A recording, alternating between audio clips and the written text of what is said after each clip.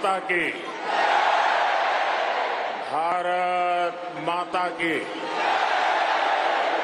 भारत माता की। नमस्ते यूएस।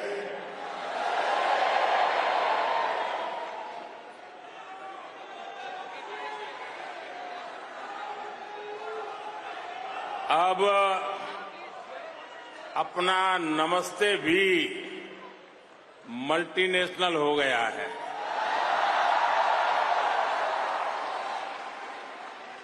लोकल से ग्लोबल हो गया।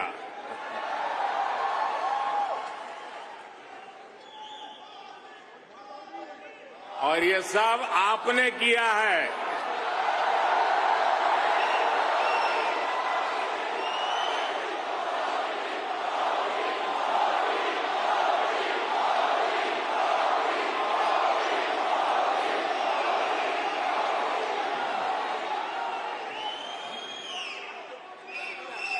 अपने दिल में भारत को बसाकर रखने वाले हर भारतीय ने ये किया है। साथियों, यहां आप इतनी दूर दूर से आए हैं। कुछ पुराने चेहरे हैं, कुछ नए चेहरे हैं। आपका यह प्यार, ये मेरा बहुत बड़ा सौभाग्य है।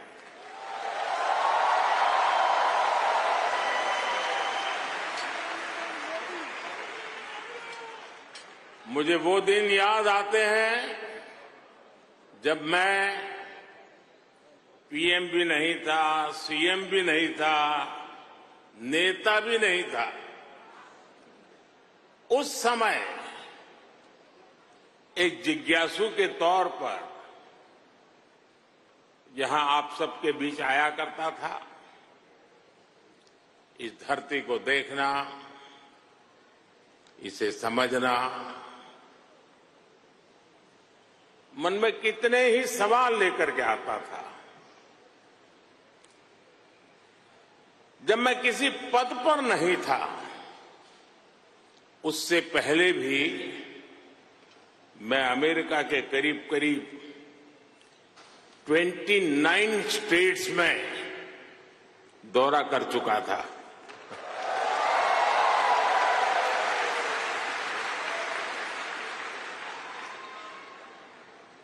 उसके बाद जब मैं सीएम बना तो टेक्नोलॉजी के माध्यम से आपके साथ जुड़ने का सिलसिला जारी रहा।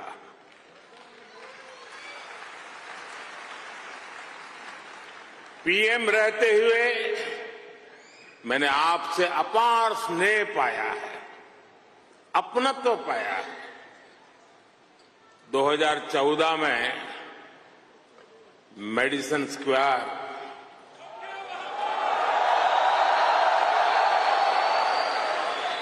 2015 में सैन होसे, 2019 में ह्यूस्टन, 2023 में वाशिंगटन और अब 2024 में न्यूयॉर्क।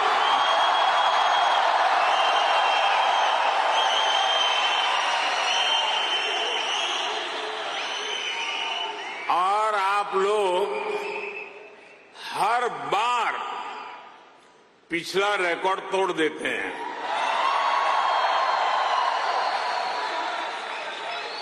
साथियों, मैं हमेशा से आपके सामर्थ्य को, भारतीय डायस्पोरा के सामर्थ्य को समझता रहा हूं। जब मेरे पास कोई सरकारी पद नहीं था, तब भी समझता था और आज भी समझता हूं।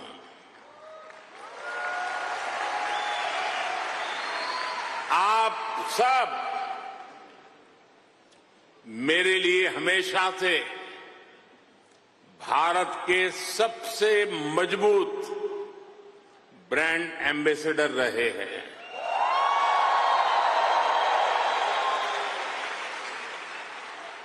और इसलिए मैं आप सबको राष्ट्रदूत कहता हूं।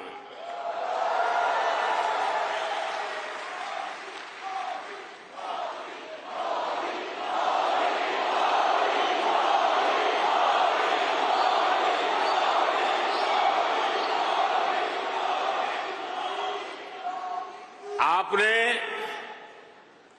अमेरिका को भारत से और भारत को अमेरिका से कनेक्ट किया है।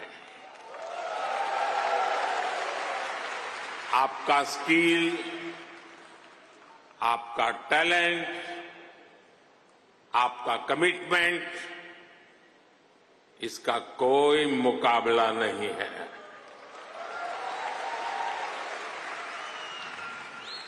आप 7 समंदर पार भले आए गए हैं, लेकिन कोई समंदर इतना गहरा नहीं जो दिल की गहराइयों में बसे हिंदुस्तान को आपसे दूर कर सके।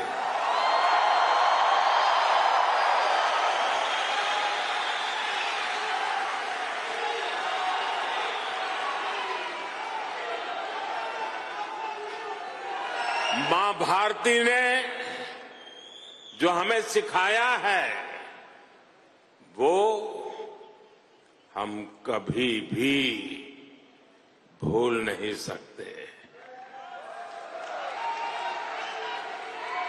हम जहां भी जाते हैं सबको परिवार मानकर उनसे घुल मिल जाते हैं।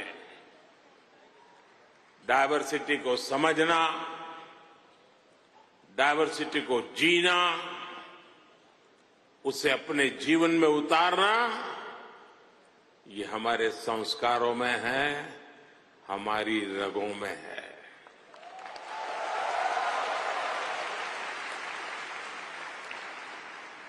हम उस देश के वासी हैं जहां सैकड़ों भाषाएं हैं, सैकड़ों बोलियां हैं, दुनिया के सारे मत है, पंथ है, फिर भी हम एक बनकर, नेक बनकर आगे बढ़ रहे हैं।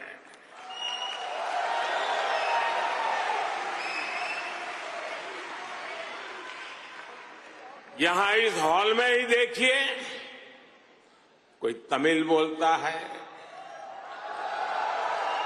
कोई तेलुगु, कोई मलयालम, तो कोई कन्नड़ा, कोई पंजाबी, तो कोई मराठी और तो कोई गुजराती।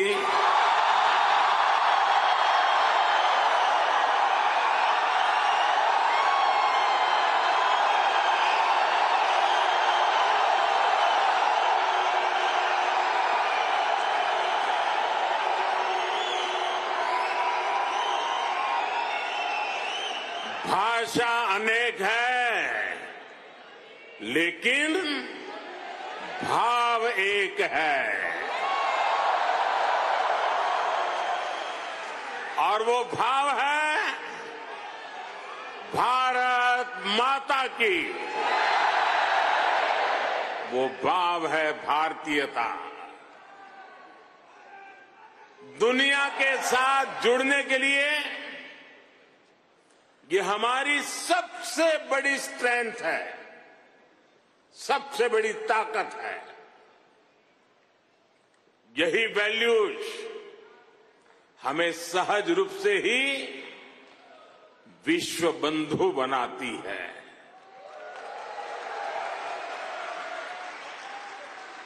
हमारे यहां कहा जाता है, तेन तख्तेन भुंजी था, यानी जो त्याग करते हैं वे ही भोग पाते हैं। हम दूसरों का भला करके, त्याग करके सुख पाते हैं और हम किसी भी देश में रहे, ये भावना नहीं बदलती है। हम जिस सोसाइटी में रहते हैं वहां ज्यादा से ज्यादा योगदान करते हैं। यहां अमेरिका में आपने डॉक्टर्स के रूप में, रिसर्चर्स के रूप में, टेक प्रोफेशनल्स के रूप में,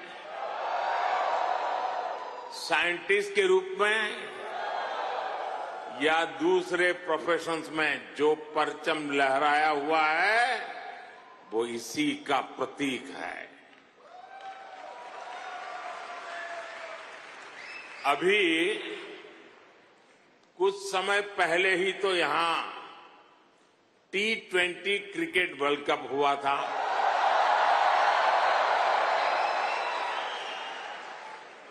और यूएसए की टीम क्या गजब खेली और उस टीम में यहां रह रहे भारतीयों का जो योगदान था वो भी दुनिया ने देखा है।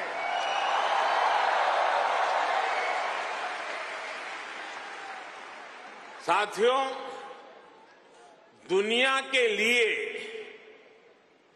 एआई का मतलब है आर्टिफिशियल इंटेलिजेंस, लेकिन मैं मानता हूं कि एआई का मतलब है अमेरिकन इंडियन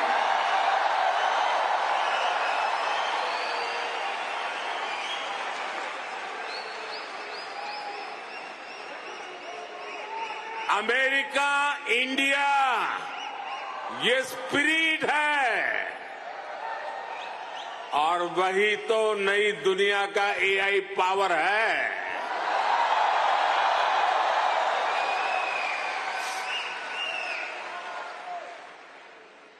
यही एआई स्पिरिट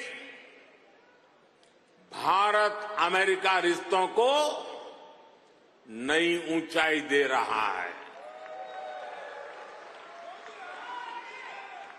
मैं आप सभी को, इंडियन डायस्पोरा को सैल्यूट करता हूं।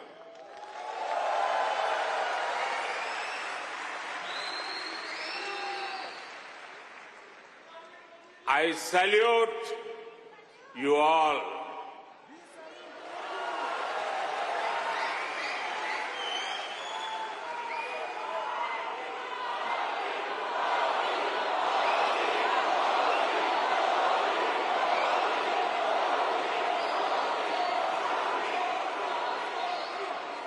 साथियों, मैं दुनिया में जहां भी जाता हूं,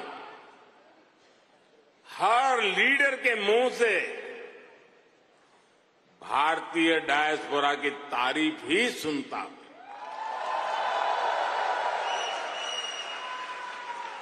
कल ही प्रेसिडेंट बाइडेन मुझे डेलावेयर में अपने घर ले गए थे।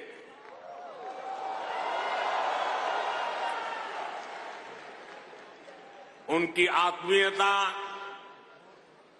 उनकी गर्मजोशी मेरे लिए दिल छू लेने वाला मोमेंट रहा।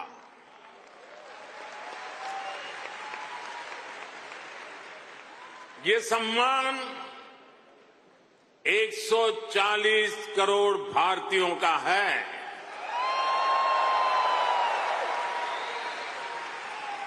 ये सम्मान आपका है, आपके पुरुषार्थ का है। ये सम्मान यहां रहने वाले लाखों भारतीयों का है।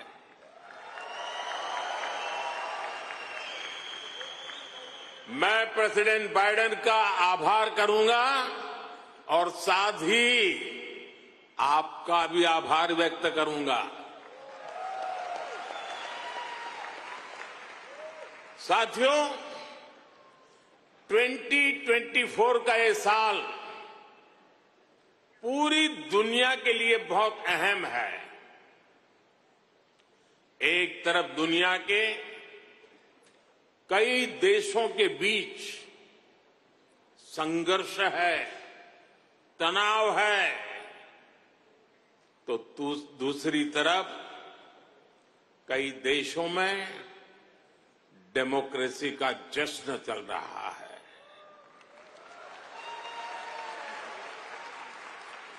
भारत और अमेरिका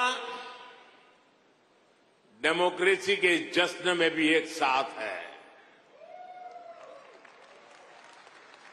जहां अमेरिका में चुनाव होने वाले हैं और भारत में चुनाव हो चुके हैं,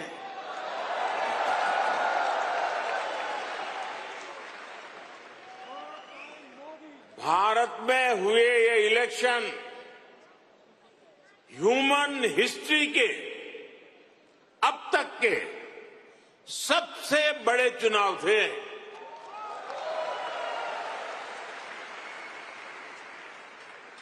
आप कल्पना कर सकते हैं, अमेरिका की कुल आबादी से भी करीब 2 गुने वोटर्स, इतना ही नहीं, पूरे यूरोप की कुल आबादी से ज्यादा वोटर्स, इतने सारे लोगों ने भारत में अपना वोट डाले।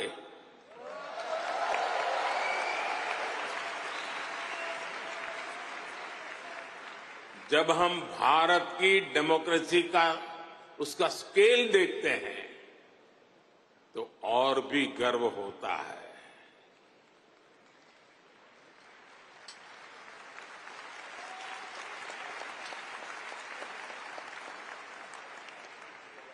तीन महीने का पोलिंग प्रोसेस, 15 मिलियन यानी 1.5 करोड़ लोगों का पोलिंग स्टाफ, 1 मिलियन यानी 10 लाख से ज्यादा पोलिंग स्टेशन, 2,500 से ज्यादा पॉलिटिकल पार्टीज,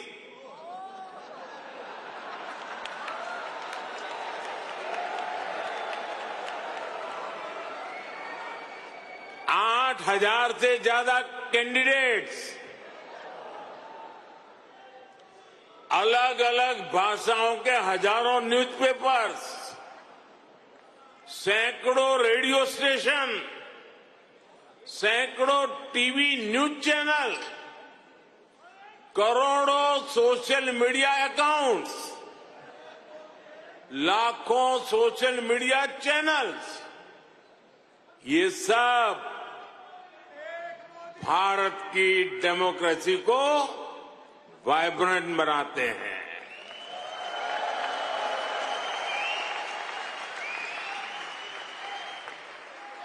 ये फ्रीडम ऑफ एक्सप्रेशन के विस्तार का दौर है।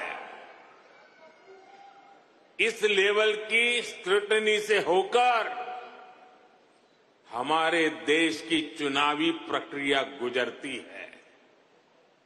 और साथियों, इस लंबी चुनावी प्रक्रिया से गुजरकर इस बार भारत में कुछ अभूतपूर्व हुआ है। क्या हुआ है? क्या हुआ है? क्या हुआ है? क्या हुआ है? अब की बार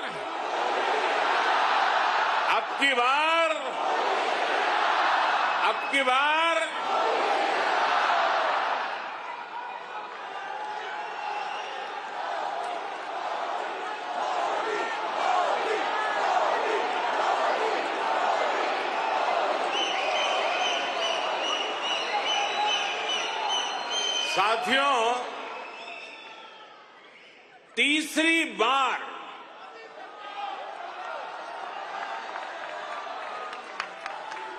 हमारी सरकार की वापसी हुई है।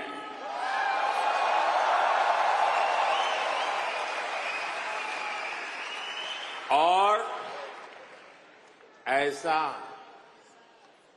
पिछले 60 सालों में भारत में नहीं हुआ था।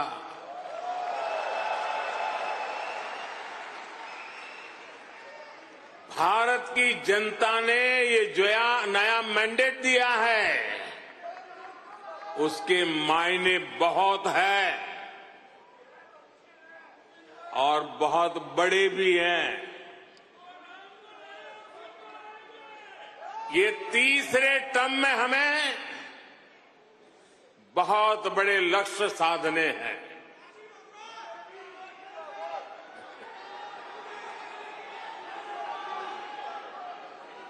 हमें 3 गुना ताकत और 3 गुना गति के साथ आगे बढ़ना है।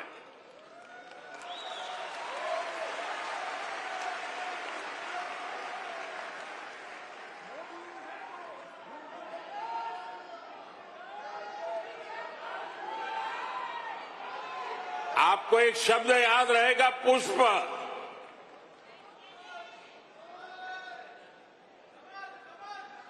हाँ, कमल मान लीजिए, मुझे इतराज नहीं है।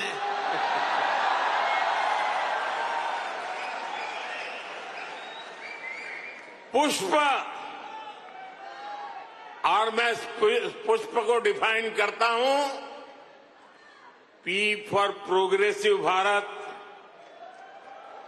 You for unstoppable Bharat, S for spiritual Bharat, H for humanity first को समर्पित Bharat, P for prosperous Bharat, यानी पुष्प। पुष्प की 5 पंखुड़ियों को मिलाकर ही विकसित भारत बनाएंगे। साथियों,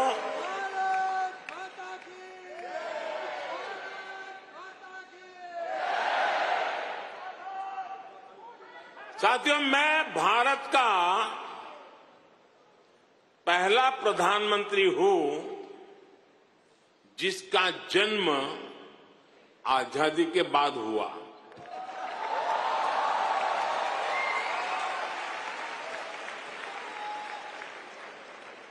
आजादी के आंदोलन में करोड़ों भारतीयों ने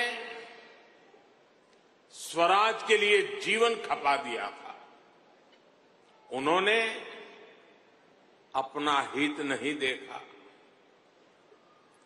अपने कंफर्ट जोन की चिंता नहीं की। वो तो बस देश की आजादी के लिए सब कुछ भूलकर अंग्रेजों से लड़ने चल पड़े थे। उस सफर में किसी को फांसी का फंदा मिला, किसी के शरीर को गोलियों से भून दिया गया, कोई यातनाएं सहते हुए जेल में ही गुजर गया, कईयों की जवानी जिंदगी जेल में खप गई। साथियों, हम देश के लिए मर नहीं पाए, लेकिन हम देश के लिए जरूर जी सकते हैं।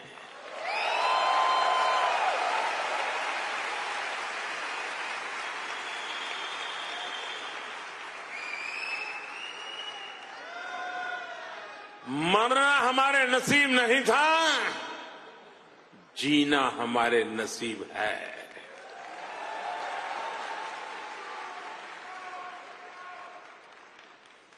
पहले दिन से मेरा मन और मेरा मिशन एकदम क्लियर रहा है। मैं स्वराज के लिए जीवन नहीं दे पाया, लेकिन मैंने तय किया सुराज और समृद्ध भारत के लिए जीवन समर्पित करूंगा।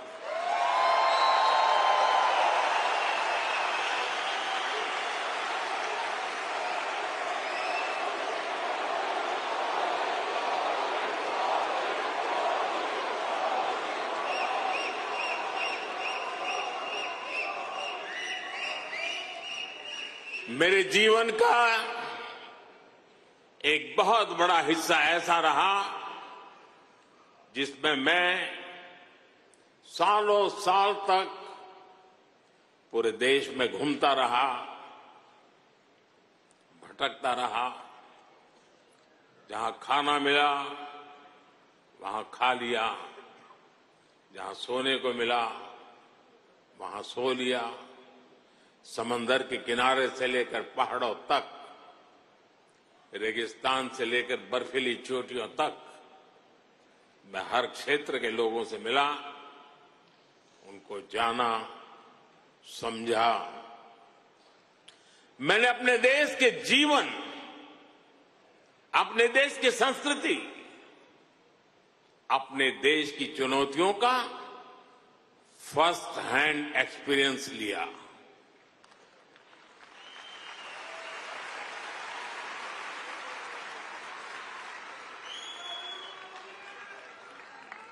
वो भी एक वक्त था जब मैंने अपनी दिशा कुछ और तय की थी, लेकिन नियति ने मुझे राजनीति में पहुंचा दिया। कभी नहीं सोचा था कि एक दिन चीफ मिनिस्टर बनूंगा, और बना तो गुजरात का लॉन्गेस्ट सर्विंग चीफ मिनिस्टर बन गया। 13 साल तक गुजरात का चीफ मिनिस्टर रहा। इसके बाद लोगों ने प्रमोशन देकर मुझे प्राइम मिनिस्टर बना दिया।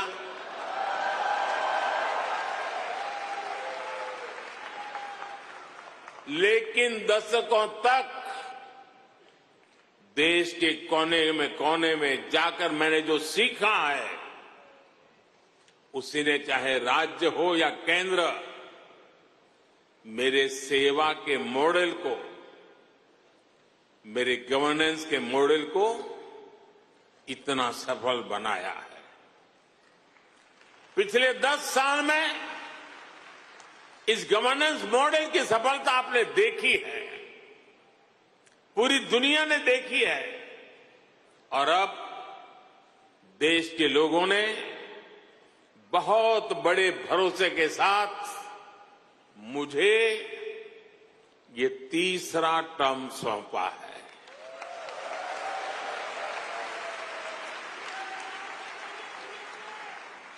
ये थर्ड टर्म में मैं 3 गुना ज्यादा दायित्व बोध के साथ आगे बढ़ रहा हूं। साथियों, आज भारत दुनिया के सबसे युवा देशों में से एक है। भारत एनर्जी से भरा हुआ है, सपनों से भरा हुआ है। रोज नए कीर्तिमान, हर रोज नई खबर। आज ही एक और बहुत अच्छी खबर मिली है। चेस ओलंपियाड में मेंस और वुमेन्स दोनों में भारत को गोल्ड मिला है।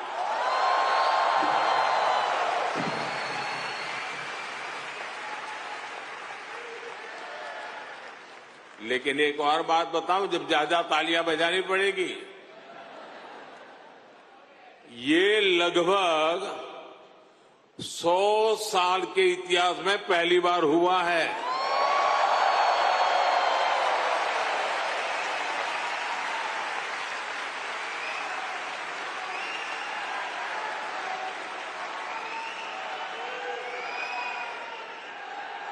पूरे देश को हर हिंदुस्तानी को हमारे चेस प्लेयर्स पर बहुत गर्व है। एक और एआई है जो भारत को ड्राइव कर रही है, और वो कौन सा और है? वो है A for aspirational, I for India, aspirational India. ये नया फोर्स है, नई ऊर्जा है।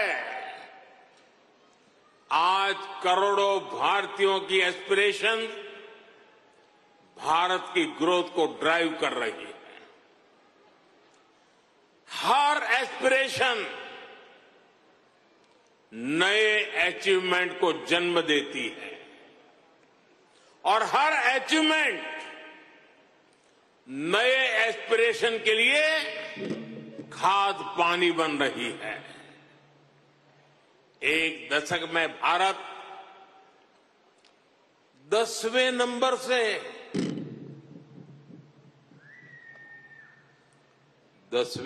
से 5वें नंबर की इकोनॉमी बन गया।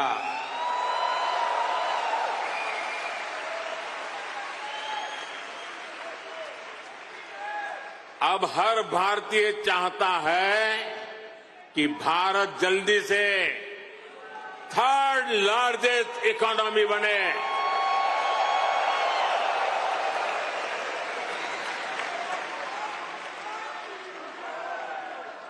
आज देश के एक बहुत बड़े वर्ग की बेसिक नीड्स पूरी हो रही है। पिछले 10 साल में करोड़ों लोगों को क्लीन कुकिंग गैस की सुविधा मिली है। उनके घर तक पाइप से साफ पानी पहुंचने लगा है। उनके घर में बिजली कनेक्शन पहुंचा है। उनके लिए करोड़ों टॉयलेट्स बने हैं। ऐसे करोड़ों लोग अब क्वालिटी लाइफ चाहते हैं। साथियों, अब भारत के लोगों को सिर्फ रोड नहीं, उन्हें शानदार एक्सप्रेस वे चाहिए। अब भारत के लोगों को सिर्फ रेल कनेक्टिविटी नहीं, उन्हें हाई स्पीड ट्रेन चाहिए।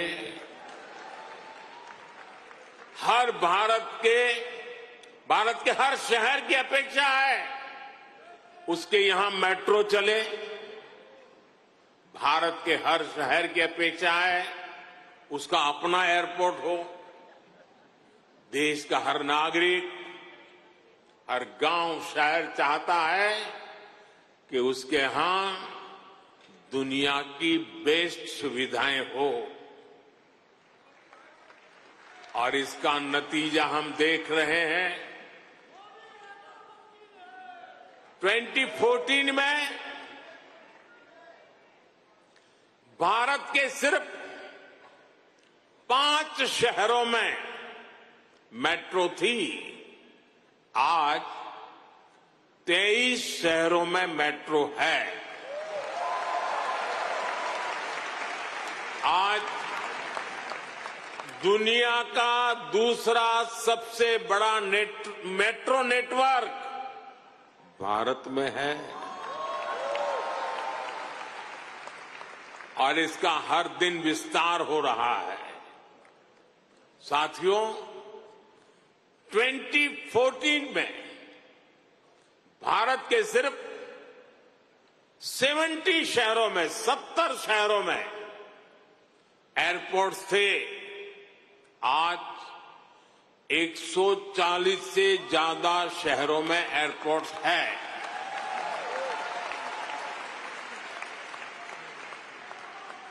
(2014) में 100 से भी कम ग्राम पंचायतों में ब्रॉडबैंड कनेक्टिविटी थी। 100 से भी कम। आज 2 लाख से भी ज्यादा पंचायतों में ब्रॉडबैंड कनेक्टिविटी है। 2014 में भारत में 140 मिलियन यानी 14 करोड़ के आसपास एलपीजी कंज्यूमर थे।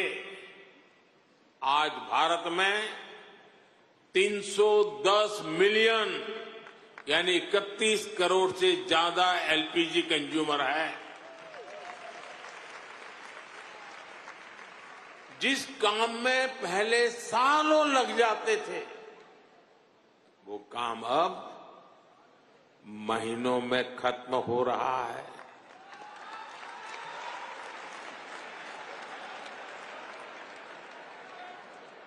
आज भारत के लोगों में एक आत्मविश्वास है, एक संकल्प है, मंजिल तक पहुंचने का इरादा है। भारत में डेवलपमेंट एक पीपल्स मूवमेंट बन रहा है और हर भारतीय विकास के इस मूवमेंट में बराबर का पार्टनर बन गया है। उसे भरोसा है भारत की सफलता पर, भारत की उपलब्धियों पर। साथियों, भारत आज लैंड ऑफ अपॉर्चुनिटीज है, अवसरों की धरती है।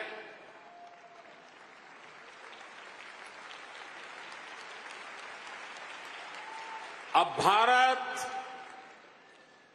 अवसरों का इंतजार नहीं करता, अब भारत अवसरों का निर्माण करता है।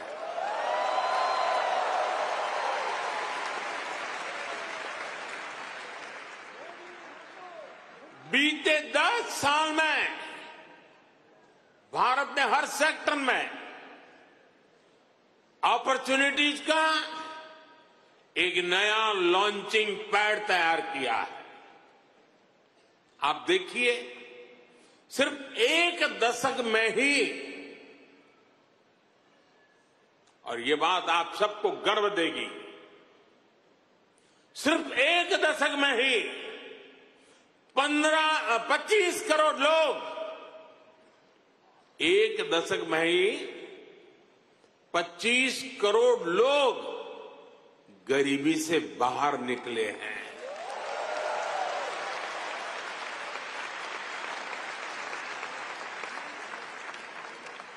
ये कैसे हुआ?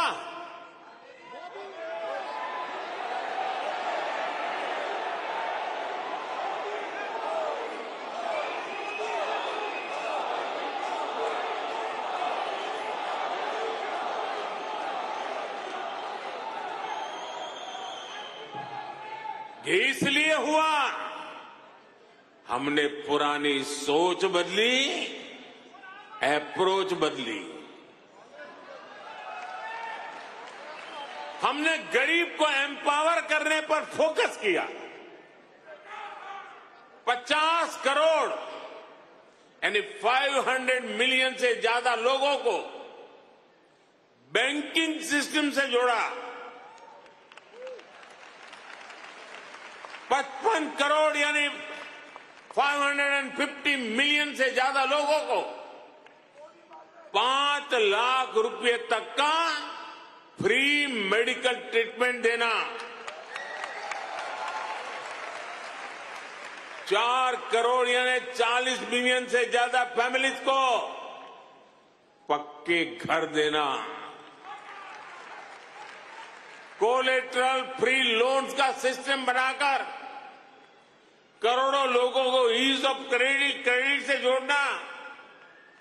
ऐसे अनेकों काम हुए, तब इतने लोगों ने खुद ने गरीबी को हराया।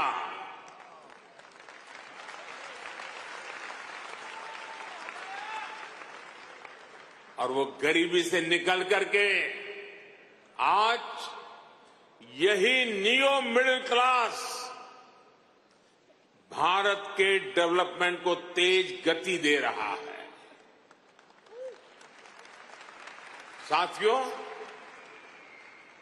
हमने विमेन वेलफेयर के साथ ही विमेन लेड डेवलपमेंट पर फोकस किया है।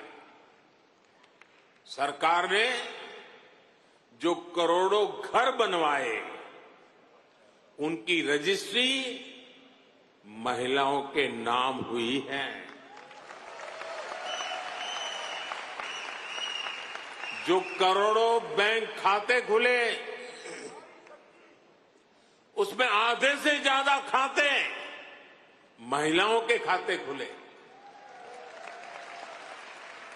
10 साल में भारत की 10 करोड़ महिलाएं माइक्रो एंटरप्रेन्योरशिप स्कीम से जुड़ी है। मैं आपको एक और एग्जाम्पल देता हूं। हम भारत में एग्रीकल्चर को टेक्नोलॉजी के साथ जोड़ने में अनेक प्रयास कर रहे हैं। उसमें आज खेती में, किसानी में भरपूर मात्रा में ड्रोन का उपयोग आज भारत में नजर आता है। शायद ड्रोन आपके लिए नई बात नहीं है, लेकिन नई बात यह है, इसकी जिम्मेदारी कौन संभालता है पता है? ये रूरल विमेन के पास है।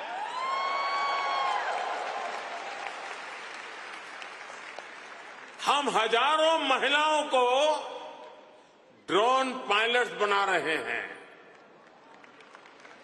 एग्रीकल्चर में टेक्नोलॉजी का ये बहुत बड़ा रिवॉल्यूशन गांव की महिलाएं लेकर आ रही है।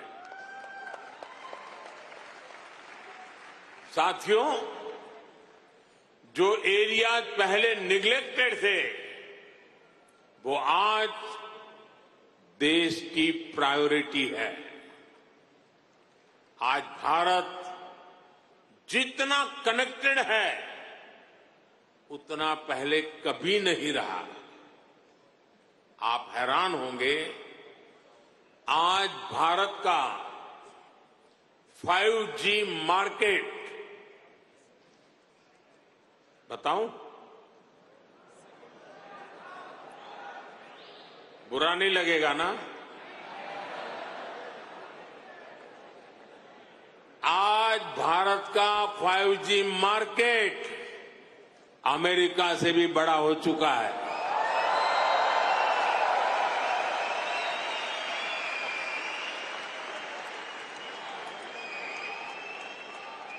और ये 2 साल के भीतर भीतर हुआ है।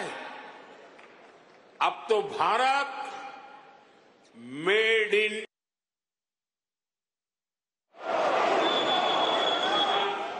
6G पर काम कर रहा है। ये कैसे हुआ?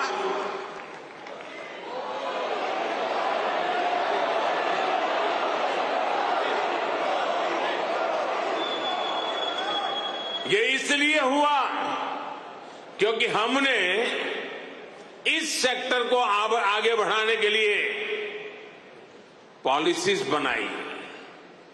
हमने मेड इन इंडिया टेक्नोलॉजी पर काम किया। हमने सस्ते डेटा पर मोबाइल फोन मैन्युफैक्चरिंग पर फोकस किया। आज दुनिया का करीब करीब हर बड़ा mobile brand made in India है। आज भारत दुनिया का दूसरा सबसे बड़ा मोबाइल मैन्युफैक्चरर है। एक जमाना था मेरे आने से पहले, जब हम मोबाइल इंपोर्टर थे। आज हम मोबाइल एक्सपोर्टर बन गए हैं।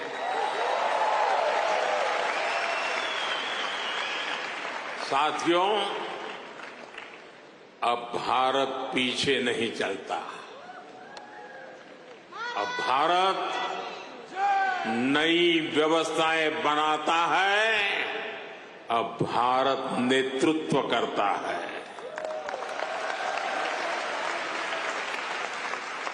भारत ने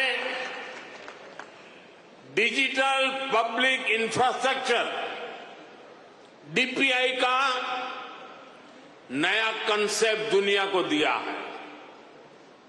डीपीआई ने इक्वेलिटी को प्रमोट किया है। ये करप्शन को कम करने का भी बहुत बड़ा माध्यम बन गया है।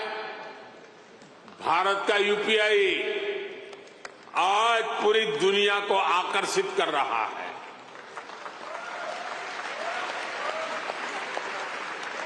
आपकी जेब में वॉलेट है, लेकिन भारत में लोगों की जेब के साथ ही फोन में वॉलेट है, ई वॉलेट है। अनेक भारतीय अब अपने डॉक्यूमेंट्स फिजिकल फोल्डर्स में नहीं रखते, उनके पास डिजी लॉकर है। वो एयरपोर्ट पे जाते हैं तो डिजी यात्रा से सीमलेस ट्रैवल करते हैं। ये digital public infrastructure jobs, innovation और इससे जुड़ी हर टेक्नोलॉजी का लॉन्चिंग पैड बन गया है। साथियों, भारत अब रुकने वाला नहीं है। भारत अब थमने वाला नहीं है। भारत चाहता है दुनिया में ज्यादा से ज्यादा device made in India chip पर चलें। हमने सेमीकंडक्टर सेक्टर को भी भारत की तेज ग्रोथ का आधार बनाया है। पिछले साल जून में भारत ने सेमीकंडक्टर सेक्टर के लिए इंसेंटिव घोषित किए थे। इसके कुछ ही महीनों बाद माइक्रोन की पहली सेमीकंडक्टर यूनिट का शिलान्यास भी हो गया।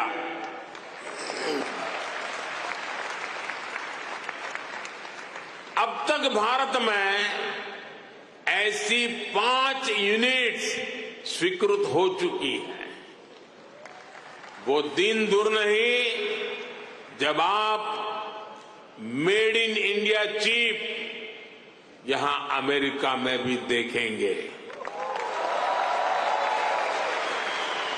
ये छोटी सी चिप विकसित भारत की उड़ान को नई ऊंचाई पर ले जाएगी। और ये मोदी की गारंटी है।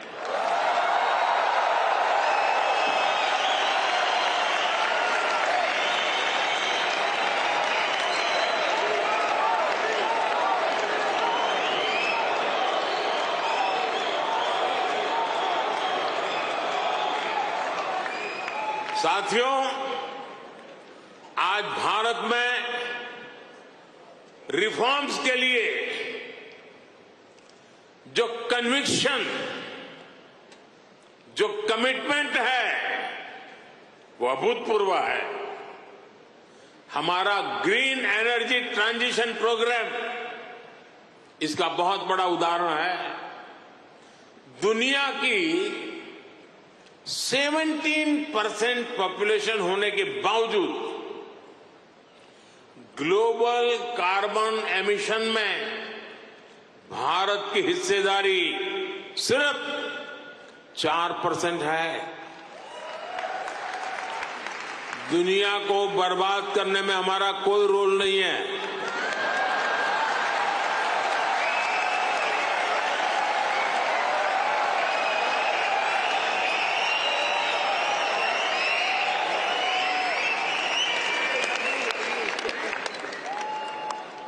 पूरी दुनिया की तुलना में एक तरह से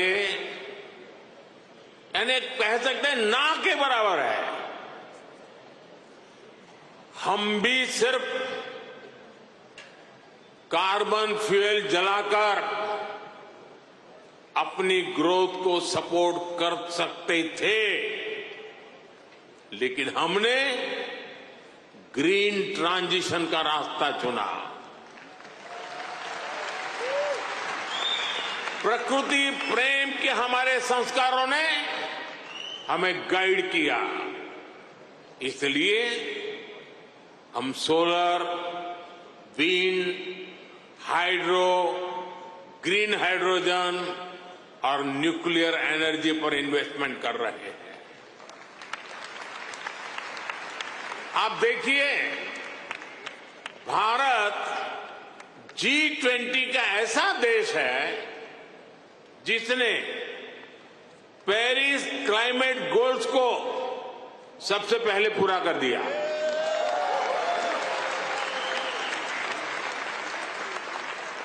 दो 2014 के बाद से भारत ने अपनी सोलर एनर्जी इंस्टॉल कैपेसिटी को 30 गुना से ज्यादा बढ़ाया है।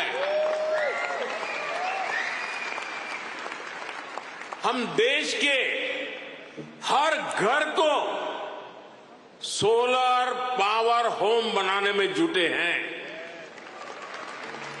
इसके लिए रूफटॉप सोलर का बहुत बड़ा मिशन हमने शुरू किया है। आज हमारे रेलवे स्टेशन और एयरपोर्ट सोलराइज हो रहे हैं। भारत घरों से लेकर सड़कों तक एनर्जी एफिशिएंट लाइटिंग के रास्ते पर चल पड़ा है। इन सारे प्रयासों से भारत में बहुत बड़ी संख्या में ग्रीन जॉब पैदा हो रहे हैं।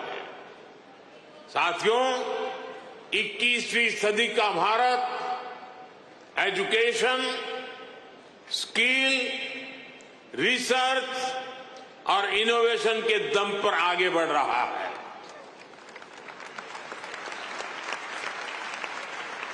आप सभी नालंदा यूनिवर्सिटी के नाम से परिचित है।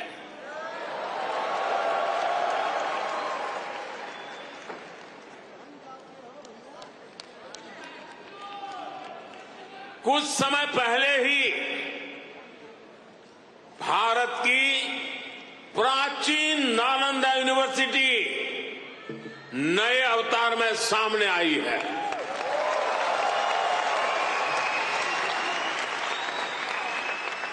आज सिर्फ यूनिवर्सिटी को ही नहीं, बल्कि नालंदा स्पिरिट को भी रिवाइव कर रहा है।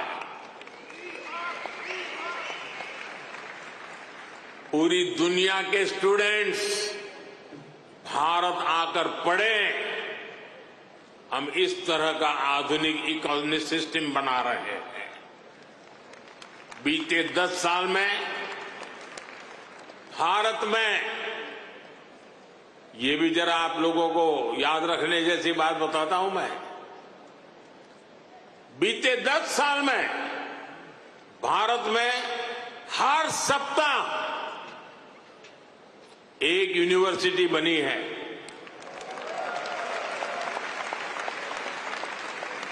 हर दिन 2 नए कॉलेज बने हैं।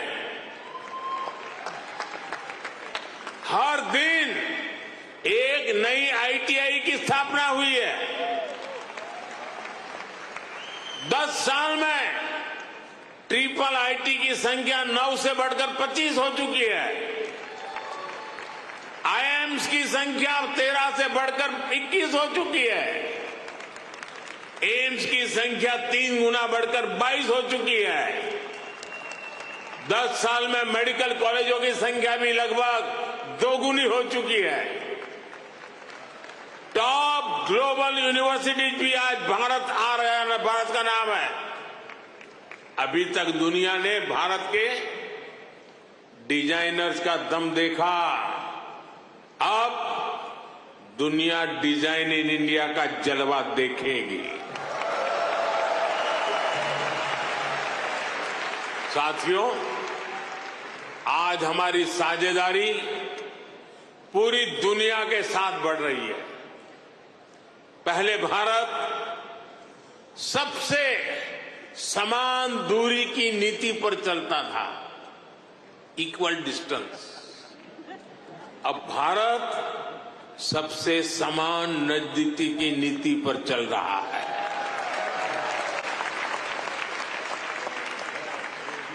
हम ग्लोबल साउथ की भी बुलंद आवाज बन रहे हैं।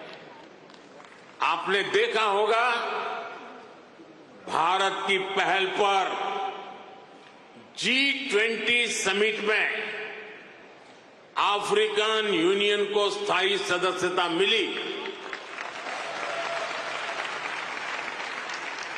आज जब भारत ग्लोबल प्लेटफॉर्म पर कुछ कहता है तो दुनिया सुनती है।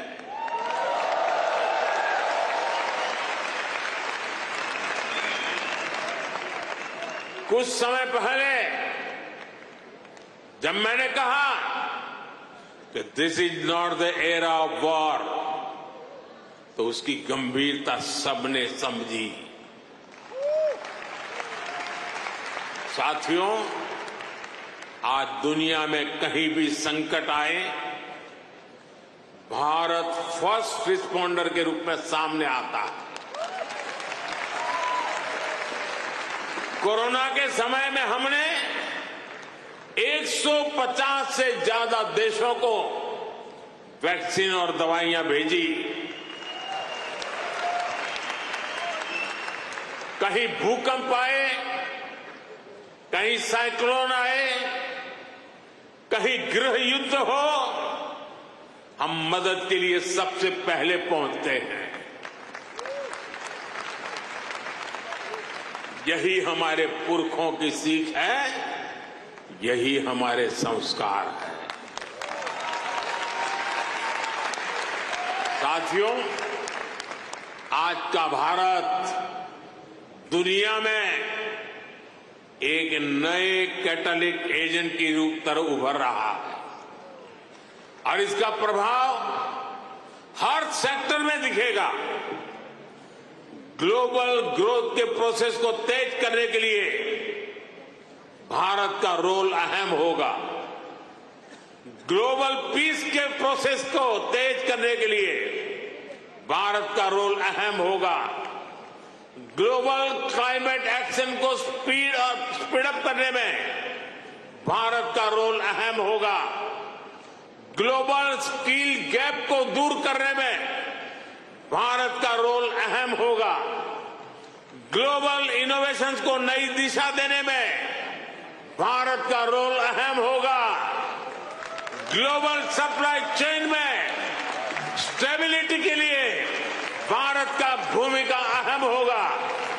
साथियों, भारत के लिए शक्ति और सामर्थ्य का अर्थ है, भारत के लिए शक्ति और सामर्थ्य का अर्थ है ज्ञानाय, दानाय, च रक्षणाय। यानी knowledge is for sharing, wealth is for caring, power is for protecting. इसलिए भारत की प्राथमिकता दुनिया में अपना दबाव बढ़ाने की नहीं, अपना प्रभाव बढ़ाने की है।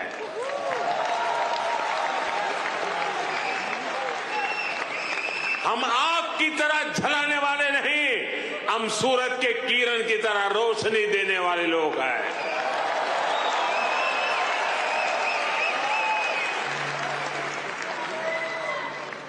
हम विश्व पर अपना दबदबा नहीं चाहते, हम विश्व की समृद्धि में अपना सहयोग बढ़ाना चाहते हैं।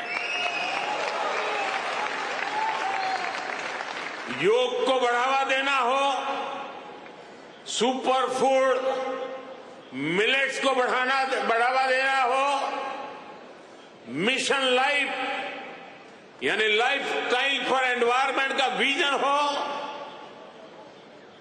भारत जीडीपी सेंट्रिक ग्रोथ के साथ ही ह्यूमन सेंट्रिक ग्रोथ को भी प्राथमिकता दे रहा है।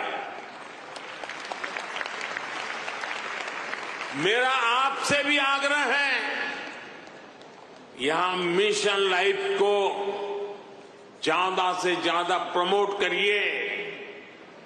हम अपनी लाइफस्टाइल में थोड़े से बदलाव करके भी पर्यावरण की बहुत मदद कर सकते हैं। शायद आपने सुना होगा और हो सकता है आप में से कुछ लोगों ने इनिशिएटिव लिया भी हो, आजकल भारत में एक पेड़ मां के नाम, अपनी मां को याद करते हुए एक पेड़ लगाना। मां जिंदा है तो साथ ले जाना, मां नहीं है तो तस्वीर ले जाना। एक पेड़ मां के नाम लगाने का अभियान आज देश के हर कोने कोने में चल रहा है और मैं चाहूंगा आप सभी यहां भी ऐसा अभियान चलाएं।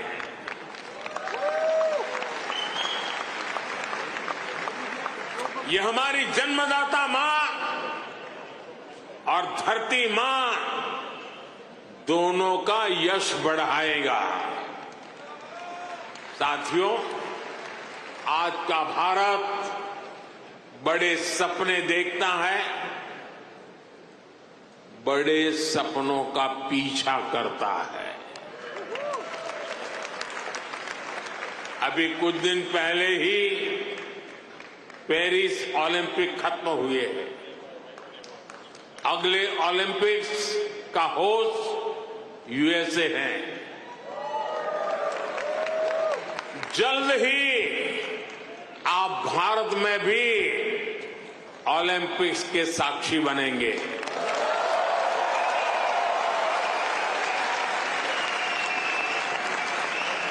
हम 2036 के ओलंपिक्स की मेजबानी के लिए हर संभव प्रयास कर रहे हैं। स्पोर्ट्स हो, बिजनेस हो या फिर एनवायरमेंट, एंटरटेनमेंट, आज भारत बहुत बड़े आकर्षण का केंद्र है। आज आईपीएल जैसी भारत की लीग्स दुनिया की टॉप लीग्स में से एक है। भारत की फिल्में ग्लोबली धूम मचा रही हैं। भारत आज ग्लोबल टूरिज्म में भी परचम लहरा रहा है। दुनिया के अलग अलग देशों में भारत के त्योहार मनाने की होड़ है। मैं देख रहा हूं इन दिनों हर शहर में लोग नवरात्रि का गरबा सीख रहे हैं।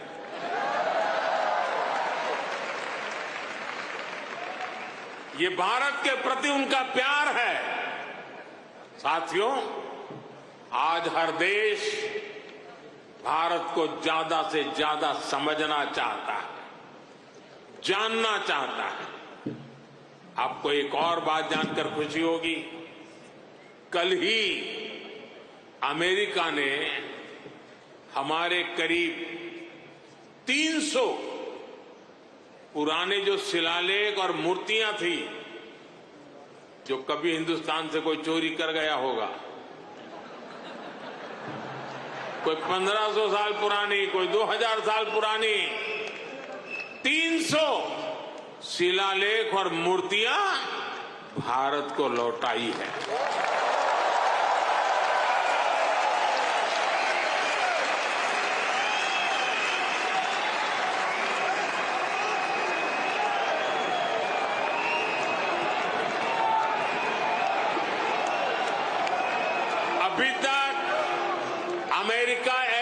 लगभग 500 धरोहरें भारत को लौटा चुका है। ये कोई छोटी सी चीज लौटाने का विषय नहीं है। ये हमारी हजारों वर्षों की विरासत का सम्मान है। ये भारत का सम्मान है और ये आपका भी सम्मान है। मैं अमेरिका की सरकार का इसके लिए बहुत आभारी हूं। साथियों, भारत और अमेरिका की पार्टनरशिप लगातार मजबूत हो रही है। हमारी पार्टनरशिप ग्लोबल गुड के लिए है। हम हर क्षेत्र में सहयोग बढ़ा रहे हैं और इसमें आपकी सहूलियत का भी ध्यान है। मैंने पिछले साल ये घोषणा की थी कि सिएटल में हमारी सरकार का नया कॉन्सुलेट खोलेगी। अब ये कॉन्सुलेट शुरू हो चुका है। मैंने 2 और कॉन्सुलेट खोलने के लिए आपके सुझाव मांगे थे। मुझे आपको ये बताते हुए खुशी है कि आपके सुझावों के बाद भारत ने बोस्टन और लॉस एंजलिस में 2 नए कॉन्सुलेट खोलने का निर्णय लिया है।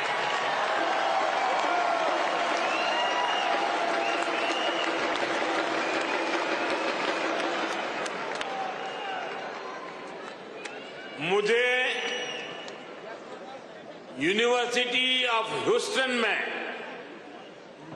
Thiruvalluvar chair of Tamil studies को अनाउंस करने की भी खुशी है। इससे महान तमिल संत थिरुवल्लुवर का दर्शन दुनिया तक पहुंचाने में और मदद मिलेगी। साथियों, आपका ये आयोजन वाकई शानदार रहा है। यहां जो कल्चरल प्रोग्राम हुआ वो अद्भुत था। मुझे ये भी बताया गया है कि इस इवेंट के लिए हजारों लोग और भी आना चाहते थे, लेकिन वेन्यू छोटा पड़ गया। जिन साथियों से मैं यहां मिल नहीं पाया, उनसे मैं क्षमा चाहता हूं। उन सभी से अगली बार मुलाकात होगी, किसी और दिन, किसी और वेन्यू पर। लेकिन मैं जानता हूं उत्साह ऐसा ही होगा, जोश ऐसा ही होगा। आप ऐसे ही स्वस्थ रहें, समृद्ध रहें, भारत अमेरिका दोस्ती को ऐसे ही मजबूत करते रहें। इसी कामना के साथ आप सभी का बहुत बहुत धन्यवाद। मेरे साथ बोलिए भारत माता की, भारत माता की।